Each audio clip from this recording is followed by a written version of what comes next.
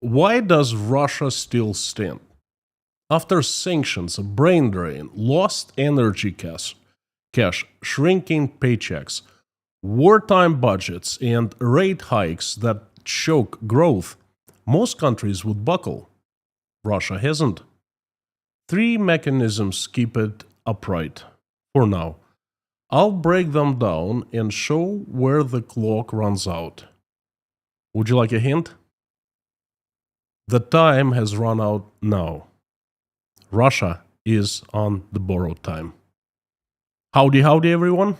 My name is Konstantin. Welcome to Inside Russia, the YouTube channel where usual Russia is explained by the unusual Russian. As usual, you will not find any BS, propaganda, or lies here. Instead, you will have plenty of truth, common sense, and logic. And emotions, because I'm a human being after all, and I'm Russian. Not a single day goes by without me asked the same question. How is Russia still standing? Konstantin, you've talked so much about the economic tsunami hitting Russia and an imminent collapse of Russian economy and Putin's regime, the economy collapse. Why don't we see that happening? Why is Russia still standing? Today, I will answer that. Russia is facing the biggest crisis in its history. It is the existential crisis. It's lost its main revenues from exporting fossil fuels, oil and natural gas. I call them the bread makers. Millions of Russian men, the best and the brightest, have left the country. Russia is the most sanctioned country in history of the humankind. With over 16,000 international sanctions, no one really can count it any longer. There are so many. It's the latest number I heard was 16,000. I think it's bigger than it's more sanctions now. And on top of that, Russia is much isolated from the West, from the rest of the world in any way possible. Russia has also become an authoritarian state where people don't matter much anymore. They don't have many freedoms. Its economy is transforming from market to state control economy. Very ineffective one. All this spells disaster. Put any country in Russia's shoes and it would buckle. Yet Russia is still standing. There are three reasons for that: the economy, the society, and the politics. And I will explain in details what happens in the economy, why it's still standing, well, when it will fall, what happens with the society, and with the politics. Now, I've heard some experts talk of the economy and the society being the main reasons for Russia's resilience. But I think they all get it very wrong. In my opinion, the third reason, Russian politics, is the major backbone of country's resilience. Yet it's not even mentioned anywhere. Now, I have this one belief that I've stood upon ever since Russia attacked Ukraine. I am sure that the victory for Ukraine will not come from the front lines, but rather from inside Russia, where Moscow's elites will tear each other and the country apart. Why will that happen? Well, it'll be a combination of these three factors I just mentioned. Because Russian elites are addicted to money. They are allowed to suck money out of Russia as the reward for serving Putin.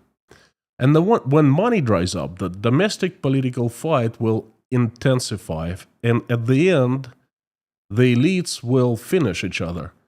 And they will finish Russia by stirring up Russian society, Russian people, destroying the economy and throwing current political system off balance. And this is it. That's the end of Russia. Now, let me explain in details what I think, and I'll start with the number one, the economy. As we all know, economy is the foundation of any country. A strong economy is the engine that funds security, services, and opportunity. Without it, everything else wobbles. It creates jobs, stabilizes prices, pays for schools, hospitals, and security. It funds innovation, cushions crises, and gives any country leverage abroad. When the economy works, people have choices and the state has capacity. When it fails, everything from politics to daily life starts to crack. The bigger the failure, the crisis, the bigger the cracks. And sometimes it gets to a point where cracks become chasms. Now, all countries are different and they have different economies. Values, resources, geography, access to trade routes, political, market systems are all different. For example, both America and North Korea have economies that work. Only the countries are very different, and then the economies are run very differently, and they work differently. Now, if you want to live in one economy, you definitely don't want to live in the other. But both countries have economies. Now, Russia is lucky. It is geographically the largest country in the world and the richest country in the world in natural resources. Russia has so much natural resources that for the past 50 years it has been living off natural resources a great deal. The main resources, Russia's main resource is fossil fuels, oil and natural gas. Russia has world's best customer, well-paying customer, most stable customer, Europe as the neighbor, right next door, the west of Russia. It shares border with Europe. 50 years ago, a network of pipelines transporting oil and gas from Russia into Europe was built. And voila, Russia hit the jackpot. Well, the USSR. It was the USSR back then. Despite being the richest country in the world, it is one of the most ineffectively run countries in the world. The USSR managed to run itself into the ground to the point where it simply couldn't go on any longer. It fell apart like the card house. And it's managed to run itself into the ground with huge oil and natural gas export revenues. So you understand, the entire country could take a lifelong vacation doing nothing, living off European money, living off what Europe was paying for oil and gas. Of course, if Russians managed the economy right. They didn't.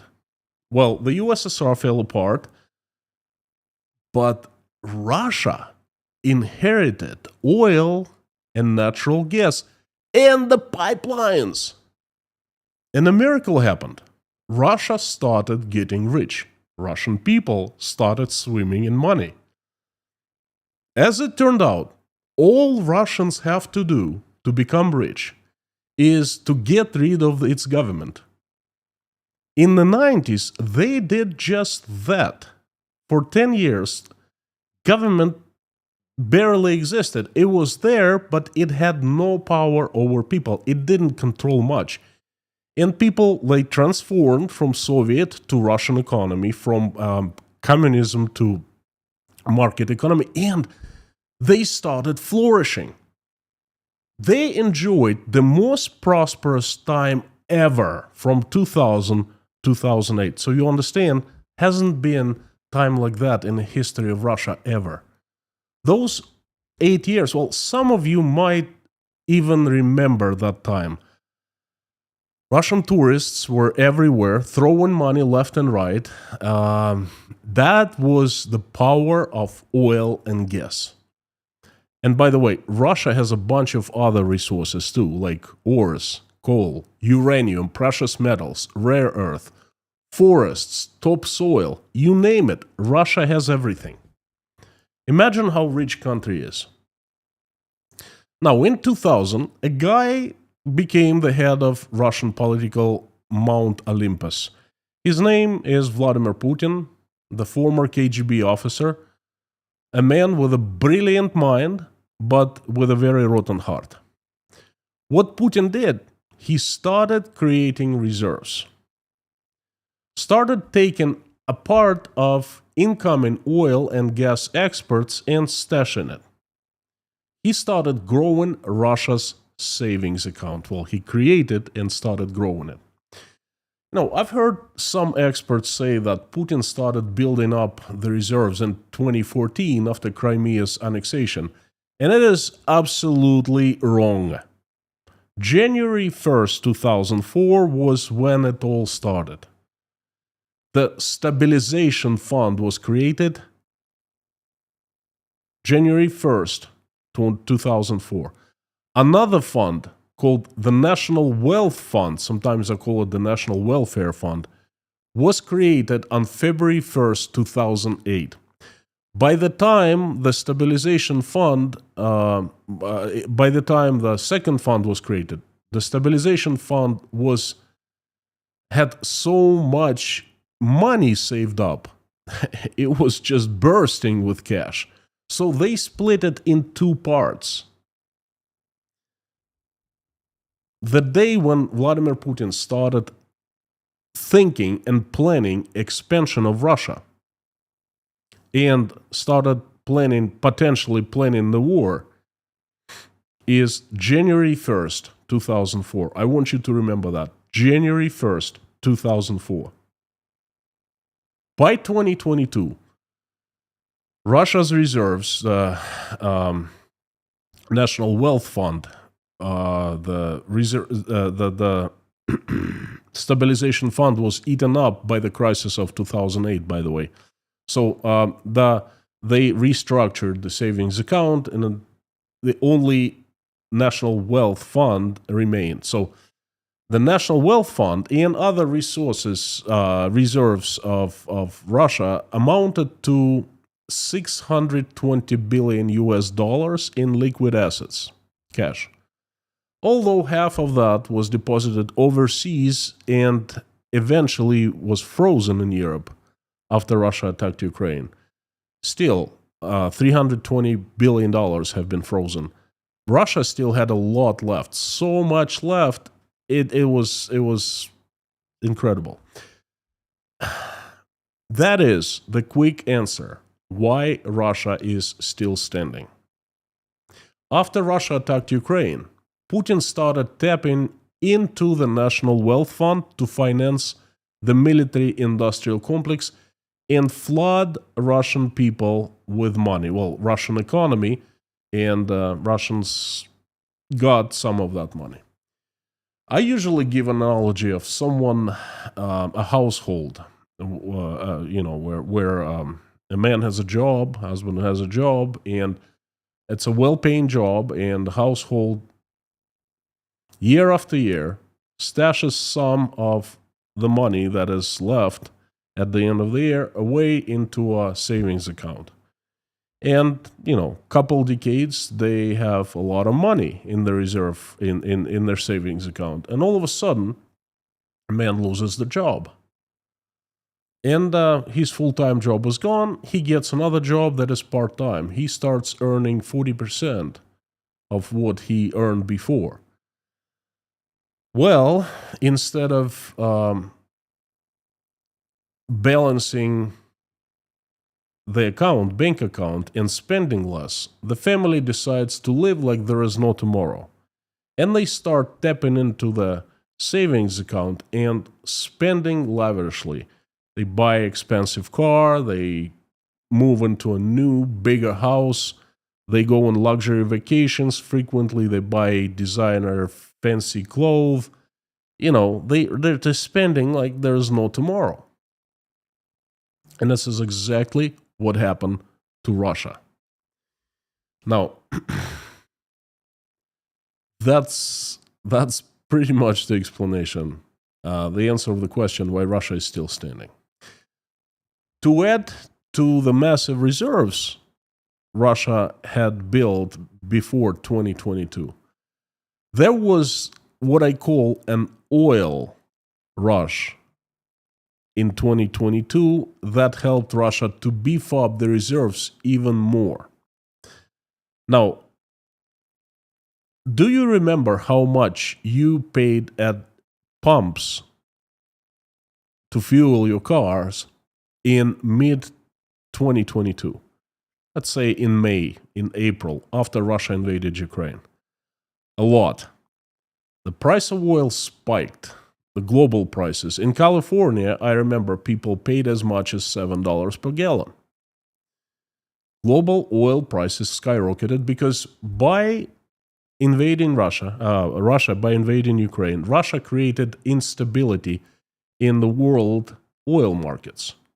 Because back then it was unclear what was going to happen. Therefore, the price of oil shot up, and Russia was still exporting oil freely. I remind you that the sanctions were placed on Russia on December 6th of 2022. So from February 24th to December 6th, Russia enjoyed exporting oil in large quantities and in incredible prices. That gave another financial boost to Putin. Now, and this is exactly why Russian economy is still standing. Yes, it lost a great deal of revenues. It has lost a great deal of revenues since December of 2022. Yes, it has spent so much more for the military-industrial complex to continue waging the war in Ukraine. Yes, again, the expenditures skyrocketed and the revenues fell. But Putin had the magic wand, the savings account, the fund for for the fund of national wealth, national welfare. Now, right now, all that pretty picture is gone. Right now, Russia is standing at the point where it came to the bank and asked to get more money out of the savings account, but the teller said, "I'm sorry, the money is gone. You've used it all up." The reserves that Russia had enjoyed, survived on, they're gone. Russia is on borrowed time already now. Money has dried up. So you watch what's going to happen. Well, it's happening now. Tune in to my Wednesday economic reviews, and you will see that I don't forecast any longer. I just give you facts of what happened in the previous week. And you just keep your eyes open. Russia is landsliding. Its economy is collapsing. Now, before I jump to the second reason, the second mechanism why Russia is still standing, I would like to thank you. Despite being pressured by the Russian state, followed by the secret police KGB, and demonetized by Google, I'm still here. Shaken, but not broken. I will go on. You have my promise. Thank you so much for your precious time, for support, for prayers, and love. Thank you for the coffees you buy me at buymeacoffee.com, for PayPal and Patreon. I give you a promise, I will go on. Thank you from the bottom of my heart. Now, the second reason, the second mechanism that is keeping Russia afloat, well, has kept until now, is the society. The people, Russian people. It really comes down to the people. People this great concept in the United States and pretty much throughout the Western world. We are the people. It's people who have the power. It's people who have um, the voice, the will. And it's people who usually make changes. Now, why are Russian people are still silent? It's been 3.5 years. A lot has happened. Their living standard has fallen. A lot of Russian men are dead now in Ukraine, unidentified or sent back in coffins to Russia. The country is the aggressor. What the hell is going on? Why are people still silent? Well, plain and simple. And trust me, it's not easy for me to tell you as a Russian, born and raised Russian. It hurts and it's shameful. People in my country have been bought. Putin bought them. Once Putin attacked Ukraine, he started tapping into that savings account Russia had, and he started flooding the economy with money. An unusual phenomenon occurred, unseen before. You know, despite for being the richest country in the world in resources, Russian people weren't the richest. Well, they haven't been lately for the past 15 years. Okay, they enjoyed great prosperity in the early 2000s, as I said before. But then in the last 15 years, when Putin became the president for the third time, he changed things around. He stopped that prosperity for people and channeled it to his friends, to the elites, his servants. And for the past 15 years, people lived between so-so and miserably. And I witnessed it. I lived in Russia all that time. It was okay, not great. Yet, and there were a lot of people who lived near the poverty line. You know, uneducated, drinking, low-paying jobs, tens of millions of them. And all of a sudden, things changed. A new type of Russians was coined, and I call them the war profiteers. It started when the military-industrial complex all of a sudden started to join huge influxes of cash from the federal budget.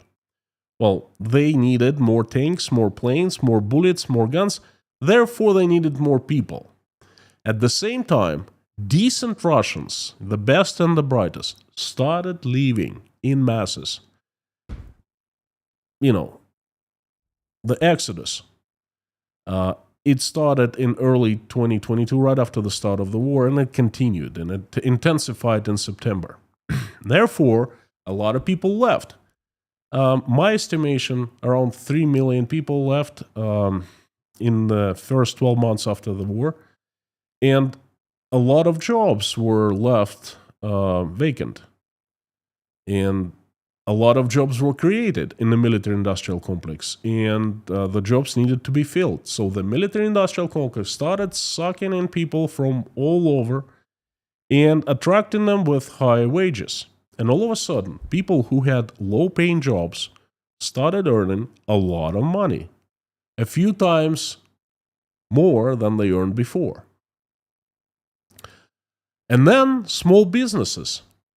You know, small businesses, one owner, few people, few employees, they started supplying things to military of the Ministry of Defense. They started replacing products and services of the Western companies who left in early 2022.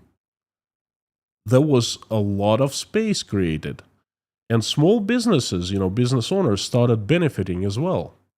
And then, of course, there were the elites, and the elites in charge of basically the money flows of the Russian budget.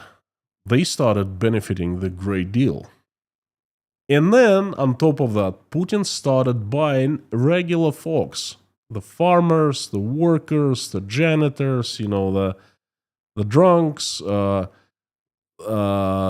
felons, the ones who were serving in prison. He started buying people, literally, paying them a lot of money to sign military defense contract and go fight Ukrainians in the front lines, to go kill innocent people. I'm saying that, and again, I am very ashamed. I don't know what to say. According to my estimates, and it's really difficult to come up with real numbers, but it's just my estimates. They're not facts. I think that there's something somewhere between 15 and 25 million Russians who are actively profiteering from the war, whose lives have become better, who's been receiving some money, a lot of money or extra money from Russian state. Just to give you one example, it's not just those who are fighting in the front lines, it's their families who left behind, who stay in Russia. Russian person killed, his family receives the money they make in a lifetime at a low-paying job. Literally, they make in 20 years. One-time payment. Now, you might remember that in late 2023, there was a commotion in Russia. The mothers and wives of men who were fighting in Ukraine, who were mobilized in 2022, they stood up, organized, and started making splashes. They wanted their men back. And from what I understand, there were around 25,000 women, mothers, wives, and some daughters.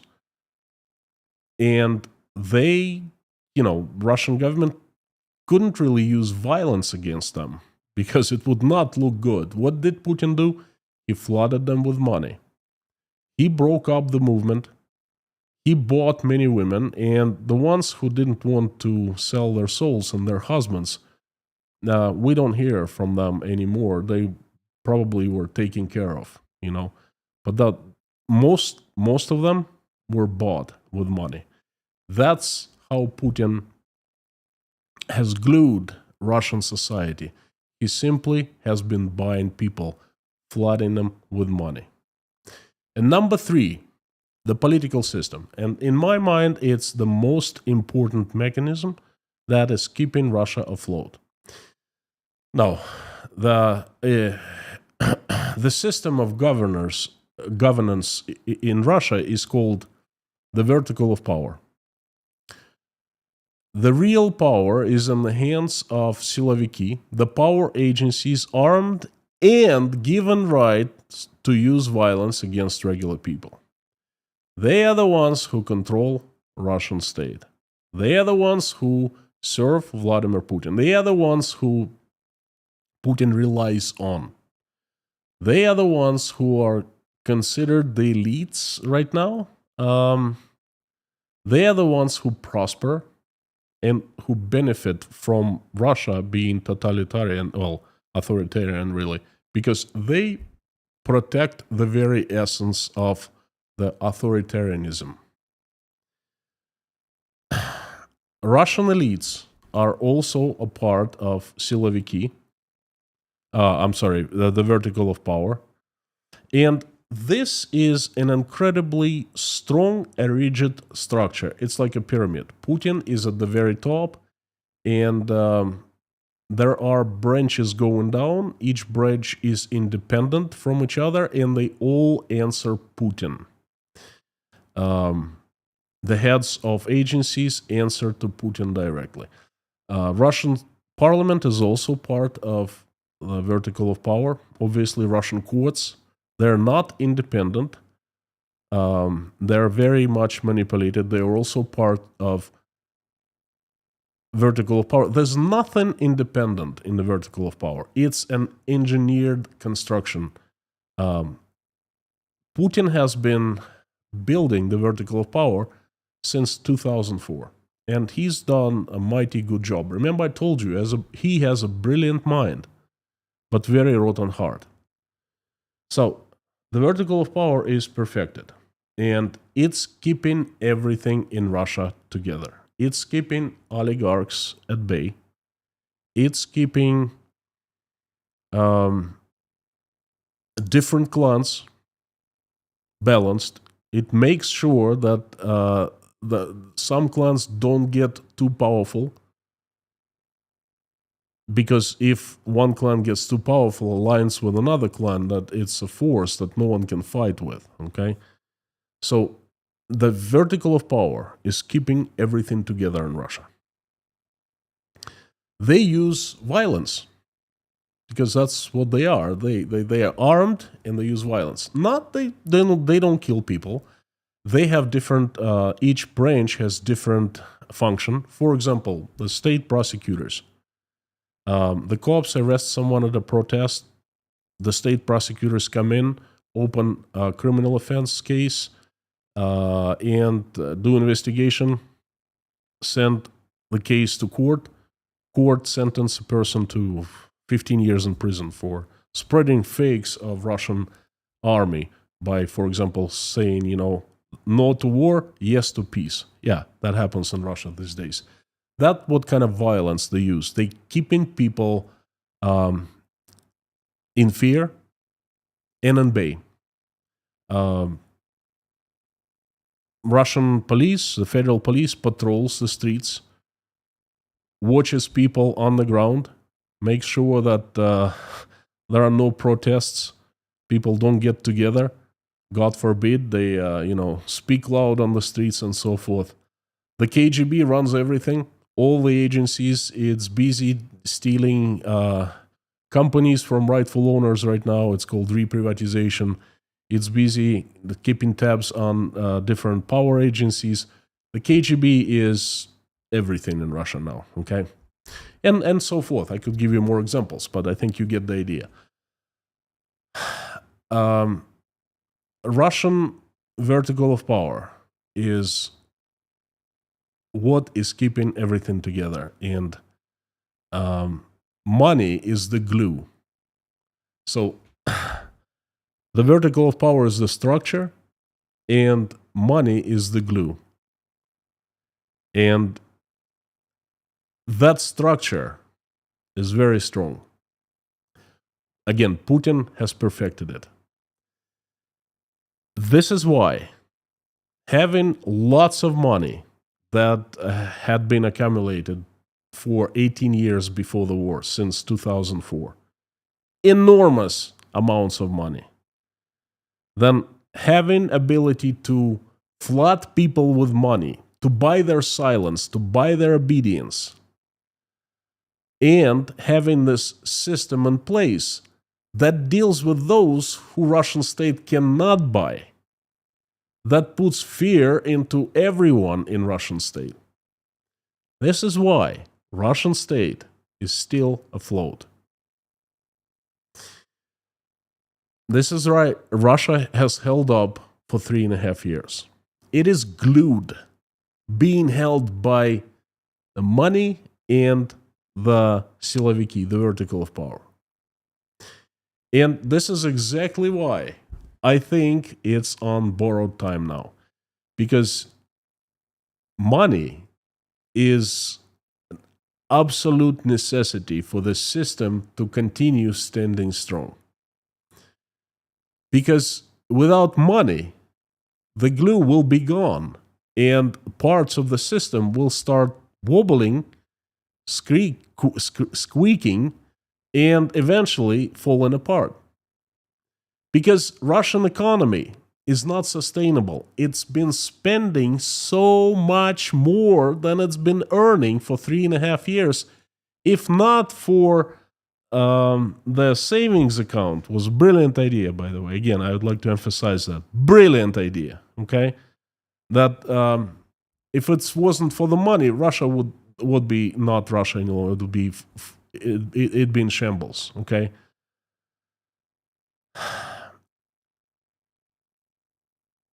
Russia needs lots of money to continue what it's been doing in Ukraine and inside Russia.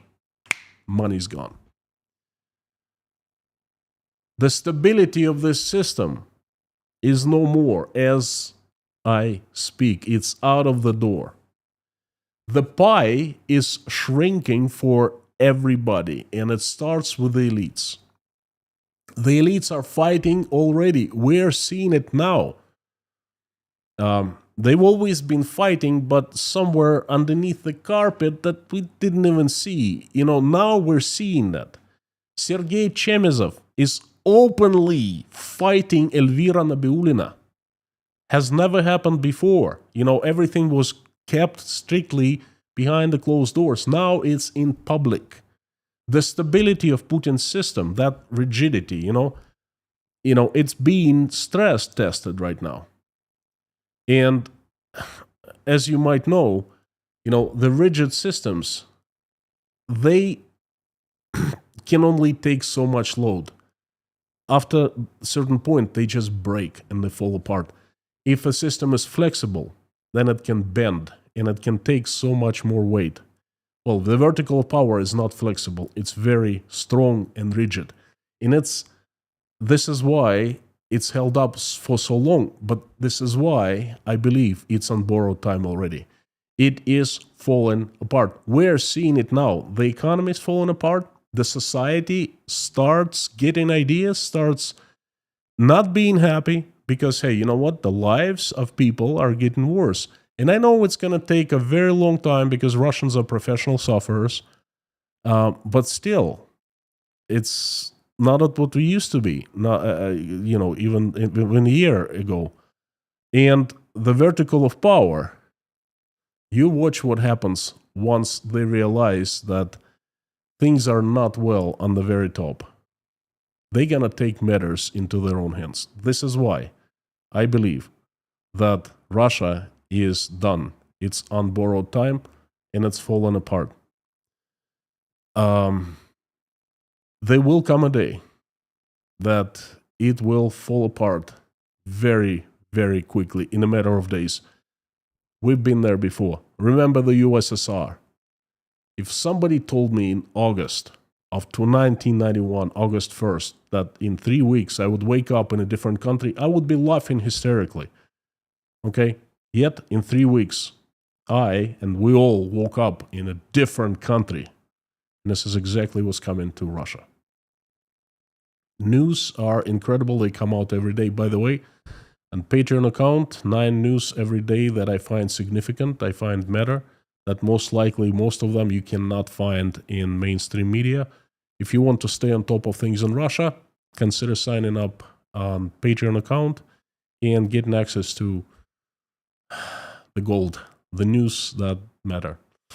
Thank you. So, again, Russia has been lucky to hold up for so long, but it is not holding up any longer. It is on borrowed time. It is falling apart. It starts with the economy, obviously. Money runs out, dries up, and it spreads like wildfire everywhere. Thank you so very much. It's been my message. I invite everyone to join the live stream chat. Don't sign off yet. I would like to answer your questions if you have any for me. Thank you. Let me turn the live stream chat on. Please let me know what you think of my today's message.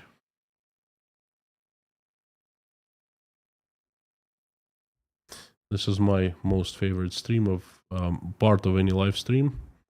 This moment right here when I press save button and the live stream chat comes alive with people. Thank you so much, friends.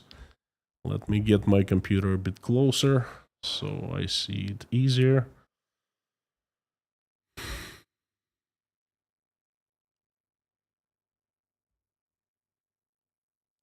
$2,750 people in the live stream chat, which is a very good number. Thank you. I appreciate each one of you coming and giving me your precious time. I hope you liked what you just heard.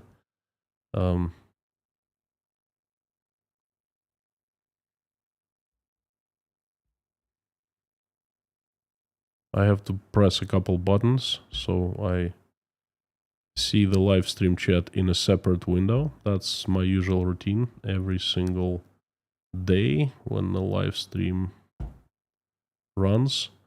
Thank you, and voila. I see the mods, and I see the usual suspects and the pillars of Inside Russia, and in general, I see awesome people. Thank you for coming.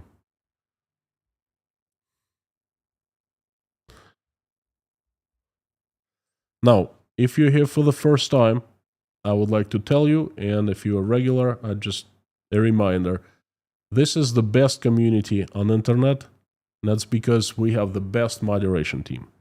Lorna, Mami K, Harry Potnin, Bob S, Amir Fazat, the best moderators and fantastic people, good friends. Thank you for coming.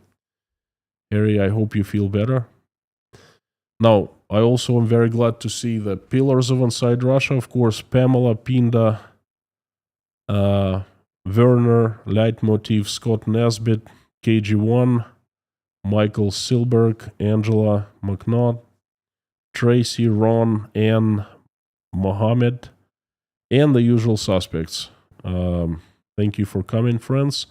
The last thing, well, two last things. If you want me to notice your message easier, please put it in all caps and put Inside Russia after that sign. It gets highlighted by a large orange box, much easier for me to see. If I miss your message somehow, it doesn't mean that I don't like you and I ignore you. It means that I just didn't see it. Keep on posting, and sooner or later I will see that. And please keep this community clean. No US politics discussions of any kind. Be nice to everyone, and usually are. I'm just making sure everyone understands in case someone else is here. Someone here is new, so please be respectful to each other. Be nice. Be polite. That's pretty much simple rules we have here. No US politics, only Russian politics. Plenty of that, by the way. So, let me take a sip of this wonderful tea. Werner, who will follow Putin? I doubt that it will be one of Putin's remaining friends from St. Petersburg. Now, I've answered this question before. I'll answer it once more. We don't know who's going to follow Putin, because Putin is afraid of anyone capable of being his successor.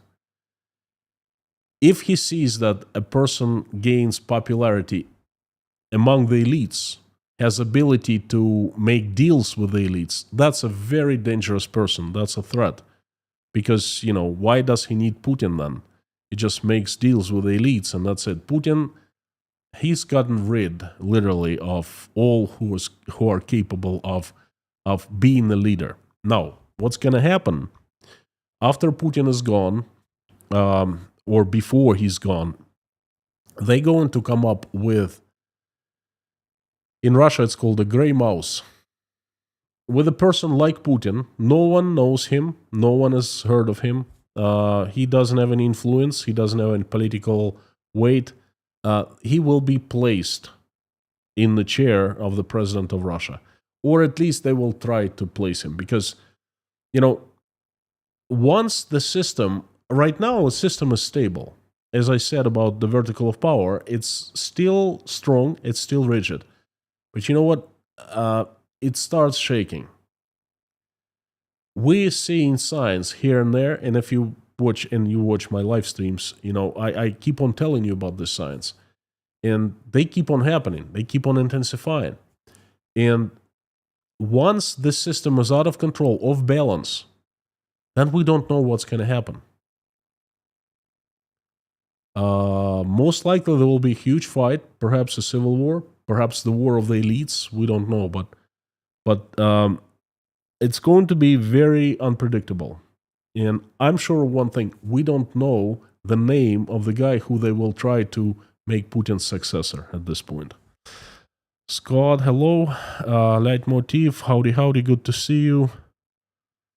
Mods, again, thank you very much. Michael Silberg. KG1, long time no see. Lectritz from England, howdy. Roy Cousins from London, Tom W.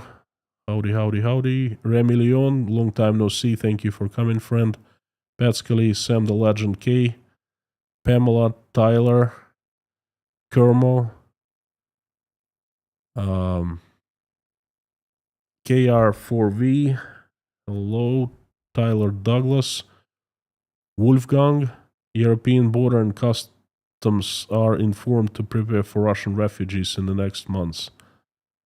Oh boy.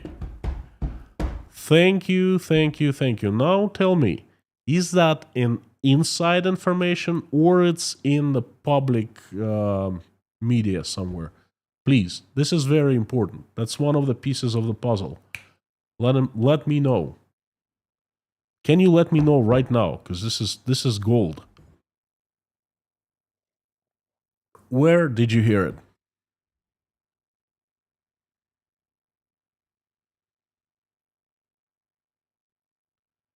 Mohammed, the stream was very informative and great. Thank you so much, friend. Good to hear. Thank you.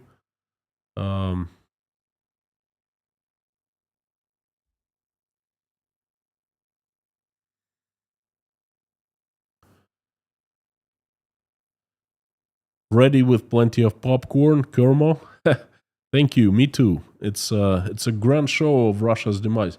It's not a comedy. It's a drama, but it's a grand drama. You know. What we're seeing right now is the USSR was not destroyed back in 1991. Okay, it continued living, albeit hidden, and now it's the complete and utter destruction of the USSR happening right now. Mona G, good to see you. So long time no see. Thank you for coming. Yasin, thank you so much. Luigi De Rossi, hello. Ciao.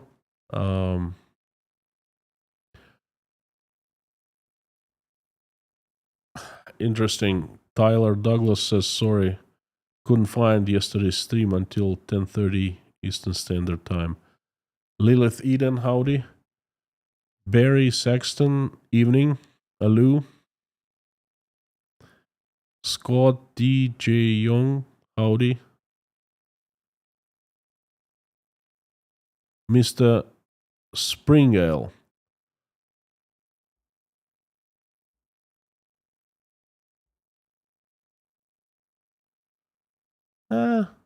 You know.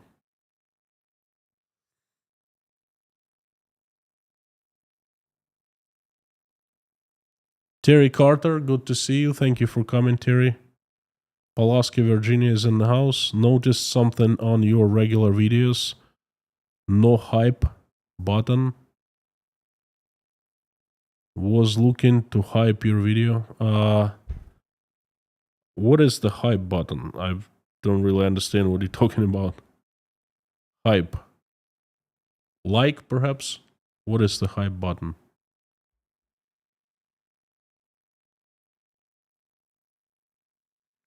Leitmotif, do you know if the budget for influencing adversary populations through disinformation media platforms is increasing? I think it will increase. We will see very soon. Right now, I have insights from Russian Ministry of Finance. They're working on the new budget real hard, and they're going to cut about 5 trillion rubles, perhaps more, most likely more.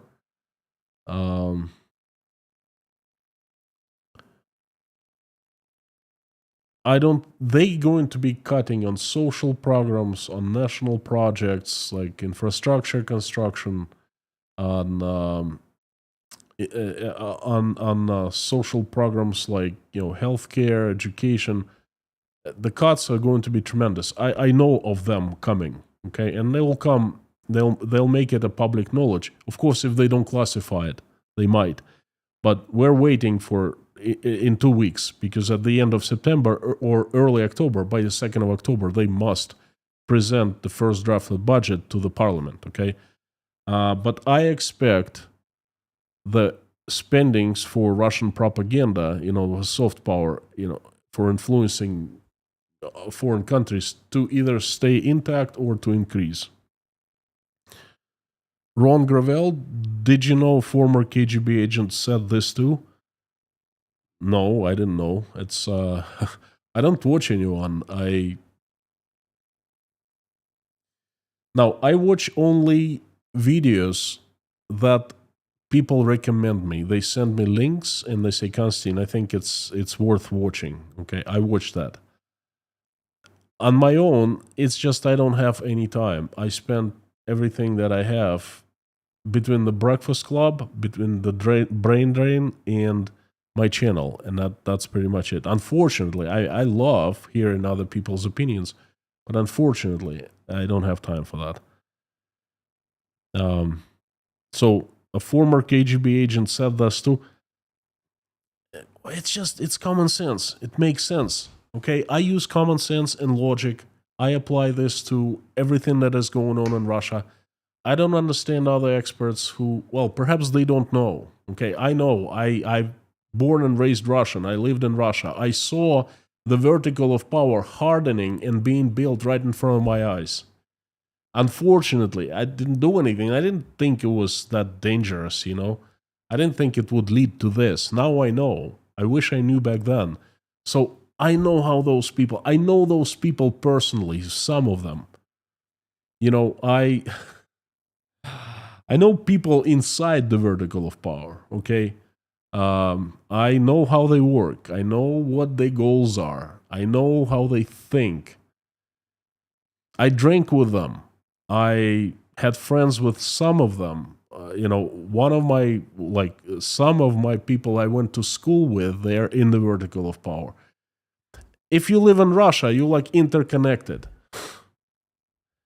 There were some people from the vertical of power in my wedding in Rostov, and there were some people from mafia as well. So they were sitting at one table, making friends. They knew each other. Like everyone knows they were drinking, and things like that.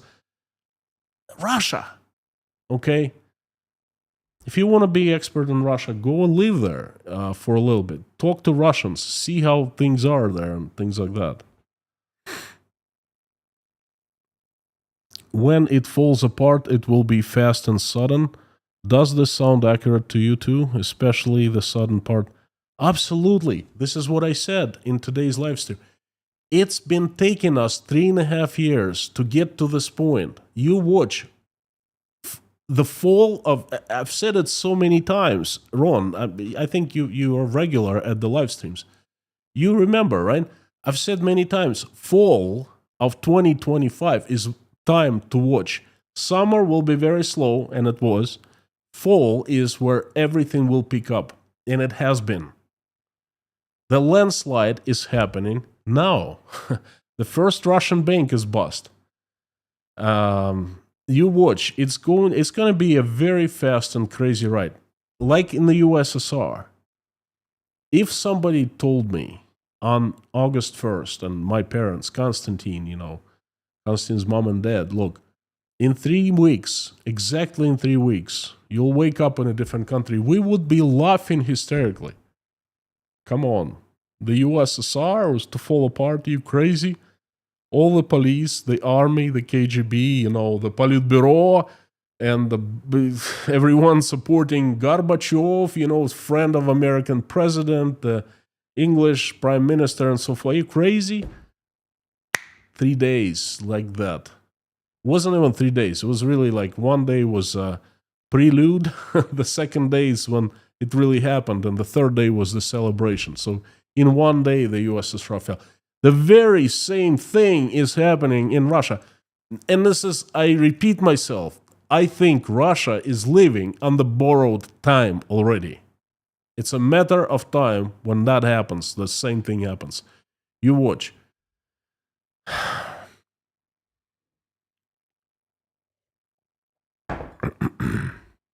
David, good to see you. David N., thank you so much for coming. So we have about 6-7 minutes left.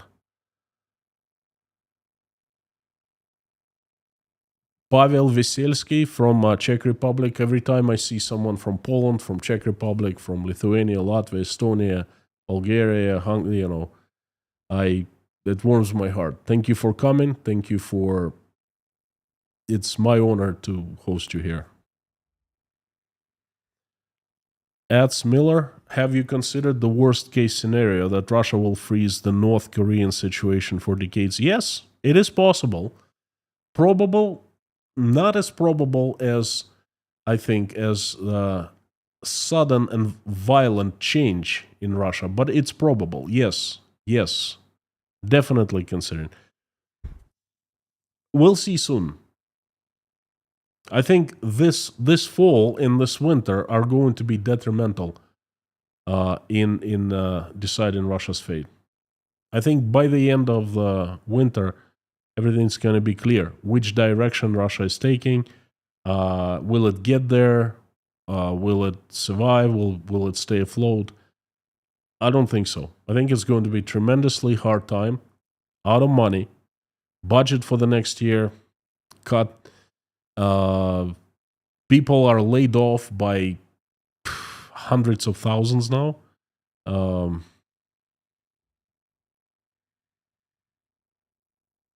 Sam, has Vladimir Putin had any?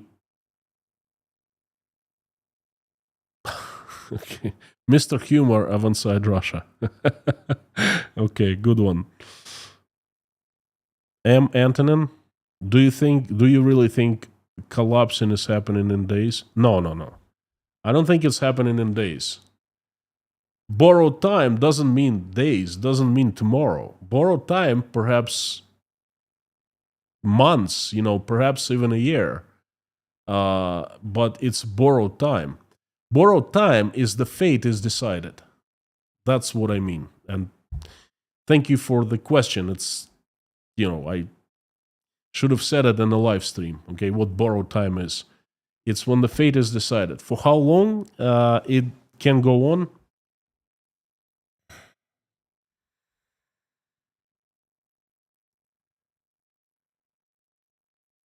Dershowitz from Minnesota. Hello. I am internet falsch gebogen. Hello from Bielefeld. Sorry, I'm pretty bad with German names. Bielefeld, Germany. But Russia can print their own money. How can they run of it? Well, I don't know how to answer you. You cannot print money. You cannot. If you print money, it becomes paper. The more you buy, the more you print, the less value it has. Okay, you can't print fast enough. I mean, we saw that happening in the early 90s. It's pretty bad. Prices doubled every single month. I think in 1992, inflation was 1,200%, 11 or 1,200%. So my parents got paid, and the first thing they did, they ran to stores and they bought food in large quantities, and they bought anything they could buy, anything they could get their hands on, because money is paper, becoming paper. Read The Black Obelisk by Erich Maria Remarque. That's the German writer, very famous German writer. I love his books. He writes what was happening in Germany after World War I, and the Black Obelisk pretty much tells you what happens if you start printing money.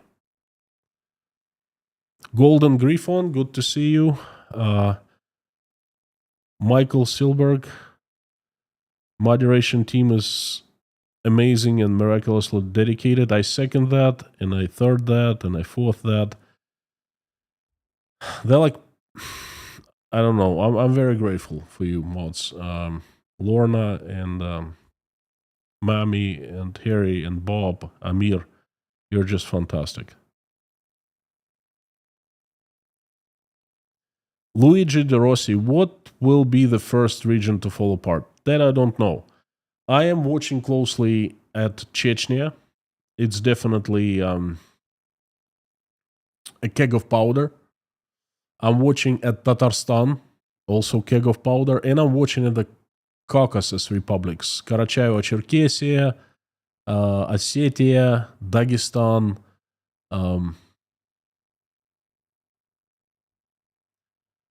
Jodes, did you see the protests over internet restrictions? Yes, I did. And that's what I'm saying, Jodes. You nailed it. Fantastic stuff. That's what I'm saying. We start seeing the signs. I will definitely talk about it. We start seeing the signs. I was at Piotr Kurzin's live stream, giving him, he was interviewing me. And it was 20-something, like 19th or 20th of August. And he told me, he said, Konstantin, have you seen the protests in Russia? And I told him, Piotr, what protests? I haven't seen protests since I participated in one on March 8th of 2022. So no protests, nothing I know of.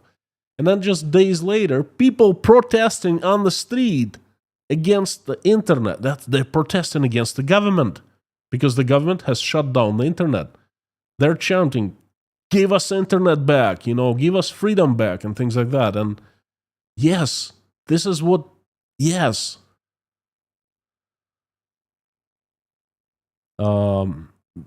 Mods, couple questions and that's it. Tom W. tells Lorna as my girlfriend. I love the atmosphere here, the mood. Thank you so much for being such great people, so nice to each other. I really enjoy live stream chats the best. Thank you. I'm very grateful. I am very grateful to have this community. Thank you so much. Chamuka, howdy.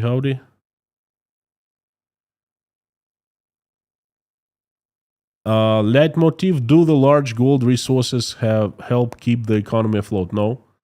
Russian gold is sanctioned. They cannot sell in bulk. They sell small quantities and with huge discount.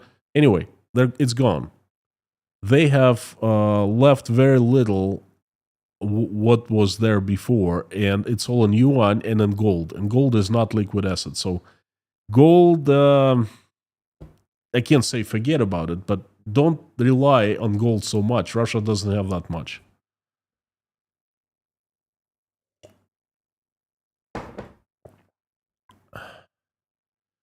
Captain Cork, howdy. Kev Sullivan, Omaha, Nebraska. I think Russia today sounds like the movie. It's a Wonderful Life when it shows how Bedford Falls was like when George Bailey had never been born. I'm sorry, that's something that I'm not familiar with. Bedford Falls. I understand you're talking about some movie, but I don't know. Lex Luthor, any news from Bang Bang Education? I love that. I gotta bring you back the Moscow Mule. By the way, what the hell? The Moscow Mule must be all over the roads right now. It's nowhere to be seen. Not even one news about Moscow Mule. That's how Russian propaganda works. They tell you something, they promise you mountains of gold, and then they forget about it. As if they never said anything, and Russian people miraculously don't say anything. Okay? If I was in Russia, I'd be saying, hey, what the hell? Where's the Moscow Mule? Where's Bang Bang Education's best product, Why did you blah, blah, blah us, on the TV and in the news? But no one is saying that. The hell? Golden Griffon. Carlos, couple questions. Thank you for your video about resources. Gold reached in short time its peak price ever. But Russia cannot sell gold. It's sanctioned. Russia is a major producer of gold and diamonds. So what about live stream on Russia? Live stream on Russia. Do you know how to... The diamonds are sanctioned too. Do you know how to they take diamonds? I know because I have an inside. They pack a suitcase full of diamonds and they send a guy with goons around him to Dubai.